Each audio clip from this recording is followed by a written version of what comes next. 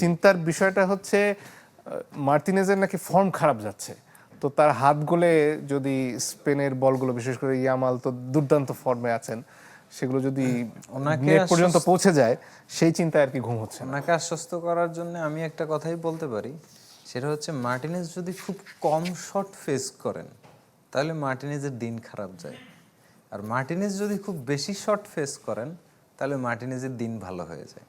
আসলে মার্টিনেজ লো defensive team বা defensive সিচুয়েশনে খেলতেই পছন্দ করেন। অ্যাস্টন ভিলায় তার ভালো করার কারণ হচ্ছে মার্টিনেজকে অনেক 1-on-1 শট ফেস করতে হতো বা মানে বক্সের ভেতর থেকে মার্টিনেজের মানে বক্সের ভেতরের শট মানে ক্লোজ রেঞ্জের শট মার্টিনেজ বেশি সেভ করতে চাইতেন। মানে ঝড়ের মুখে না পড়লে মার্টিনেজ নিজেকে খুঁজে পান আসলে ওইভাবে আপনি যদি মানে ম্যাসিভ মোমেন্ট ম্যাসিভ ক্যারেক্টার বলেন, মার্টিনেজ হচ্ছে সেখানে বেসিক্যালি। তো ধরেন স্পেনের সাথে এই ম্যাচটা হয়তো শুট আউটেও করাতে পারে, তো মার্টিনেজ তখন আনলিশ হয়ে যেতে পারে। আর যদি আর্জেন্টিনাকে অনেক বেশি পকেট স্পেসের শটস মানে ফেস করতে হয়, যত বেশি সেভ হবে তত মার্টিনেজের কনফিডেন্স বাড়বে, তত আর্জেন্টিনা খেলায় টিকে থাকবে। তো আমি মনে করি যে এই একটা ম্যাচ, আমি সবসময় ওয়ার্ল্ড কাপে বলে এসেছিলাম যে ওয়ার্ল্ড কাপের একটা ম্যাচে মানে এমিলিয়ানো মার্টিনেজের এখনো জ্বলে ওঠা বাকি। গোটা আর্জেন্টিনাই আসলে পারফর্ম করেছে এমিলিয়ানো মার্টিনেজ ছাড়া।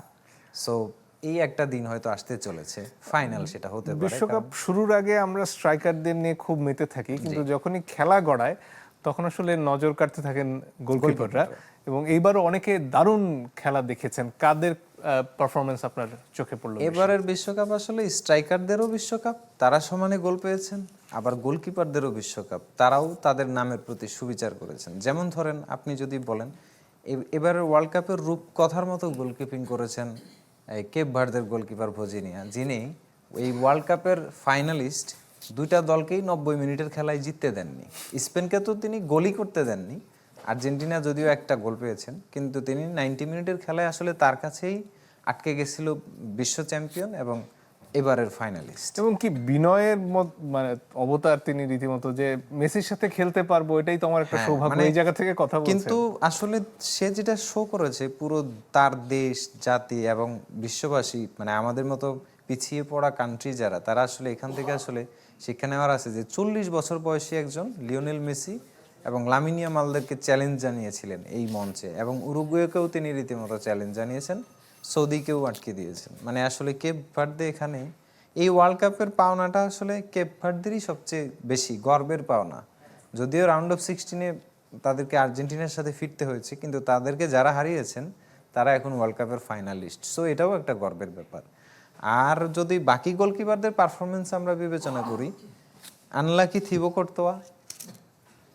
কর্তোয়া থাকলে হয়তো স্পেন বেলজিয়াম ম্যাচের গল্পটাও একটু ভিন্ন হতে পারতো, কারণ পরবর্তী যে গোলটা বেলজিয়াম খেয়েছে সেটা একটা রিবাউন্ড লুজ বল থেকে হওয়া, এবং আসলে সিমিলার এই সমস্ত সিচুয়েশনে কর্তোয়া দেয়াল হয়ে ওঠেন। হয়তো এই ম্যাচটা পেনাল্টি শুট আউটেও যেতে পারতো, বেলজিয়ামের ভাগ্যটা এখানে খারাপ ছিল।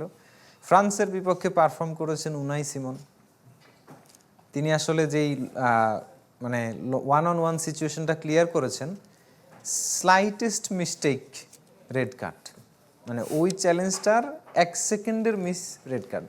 তো এই ধরনের সাহস লাগে। এবং নরওয়ের গোলকিপার তিনি আসলে সেভিয়ার মতো ক্লাবের বেঞ্চ থেকে আসতেন, এবং তিনি ব্রাজিলকে আসলে গেম থেকে বাইরে রেখেছেন বা তার কাছেই হেরেছে ব্রাজিল। কপালটা একটু বন্ধ ছিল ওই দিন ব্রাজিলে। আর ইয়াসিন বনো না, পেনাল্টিটা খুব দুর্দান্ত সেভ করেছেন, এবং বেশ কিছু ইনসাইড দ্য বক্স শুটও তিনি সেভ করেছেন। আর ইয়াসিন বনো মরক্কোর গোলকিপার, প্রত্যেকটা ওয়ার্ল্ড কাপে আসলে তিনি তার ছাপ রেখে থাকেন।